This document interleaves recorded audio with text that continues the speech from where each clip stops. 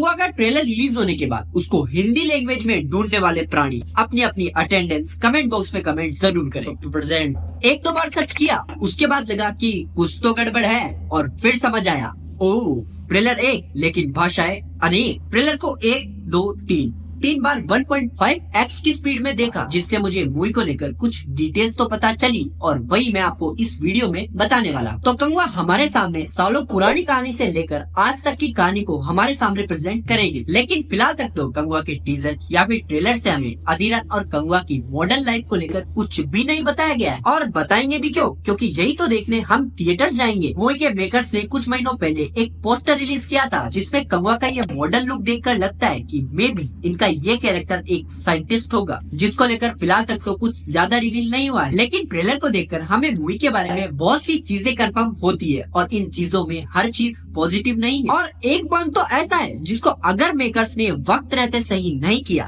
तो मेकर्स को इसका भारी नुकसान उठाना पड़ेगा, जिसको लेकर हम आगे बात करेंगे। बट उससे पहले अच्छी बातें कर लेते हैं। तो ट्रेलर शुरुआत से हमें कन्विंस कर लेता है कि हमें कुछ नया और एक बड़े स्केल पर देखने को मिलने वाला है। जो ट्रेलर की कलर ग्रेडिंग, उसकी थीम, उसका ये पूरा सेटअप और कैरेक्टर के लुक्स को देखकर हमें समझ आता है, बिल्कुल बाहुबली की तरह। जैसे बाहुबली में प्रभास को देखकर हमें एक नया एक्सपीरियंस हुआ था, वैसा ही कंगवा में बॉबी सर और सूर्या सर को देखकर होगा। अब मूवी की स्टोरी क्या और कैसी होगी, इसको लेकर फिलहाल हम कुछ भी नहीं कह सकते, पर ट्रेलर को देखकर हमें इतना तो समझ आता है कि यहाँ 2 ग्रुप्स होंगे, जिनमें से एक का लीडर होगा कंगवा और दूसरे का लीडर होगा अधिरन। ट्रेलर में हमें एक सीन दिखाया जाता है जिसमें कुछ लोग हमें एक बोट पर दिखाई देते हैं, और मेरे अकॉर्डिंग ये बोट कंगवा की होगी, और ये जो लोग हमें यहाँ दिख रहे हैं वो अधिरन के भेजने पर यहाँ आए हैं। ट्रेलर के एक सीन में हमें 2 कोइंस दिखाए जाते हैं, और वही कोइंस इस बोट पर हमें इस आदमी के हाथ में भी दिख रहे हैं। और अगर आप थोड़ा ध्यान से देखोगे तो इन्हीं में से किसी एक के कंधे पर हमें ब्लू पेंट भी दिखाई देता है, जो हमें टीजर में उन लोगों के कंधों पर दिखाई दे रहा था जिनको कंगवा चुन चुन कर मार रहा था। और एक बात, इस सीन में जो कलर ग्रेडिंग हमें दिखाई दे रही है वो कंगवा के ग्रुप को ही शो करती है, मतलब एकता और शान। ट्रेलर को देखकर अच्छा इसलिए भी फील होता है क्योंकि 300 से 350 करोड़ का बजट कहाँ पर लग रहा है ये हमें ट्रेलर में दिखाई दे रहा है। लेकिन ट्रेलर में कुछ नेगेटिव पॉइंट्स भी है, जैसे VFX और CGI,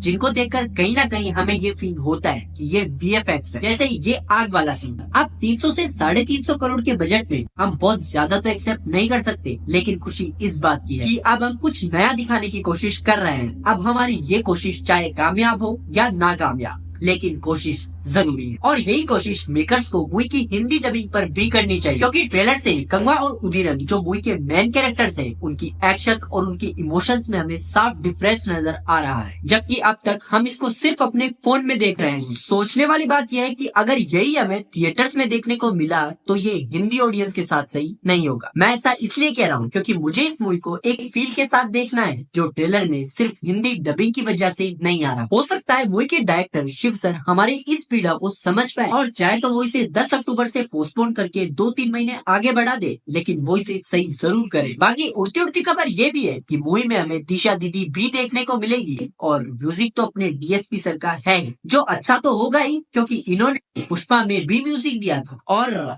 आपको क्या लगता है, मुझे कमेंट करके बताना कि हिंदी डबिंग का क्या होना चाहिए।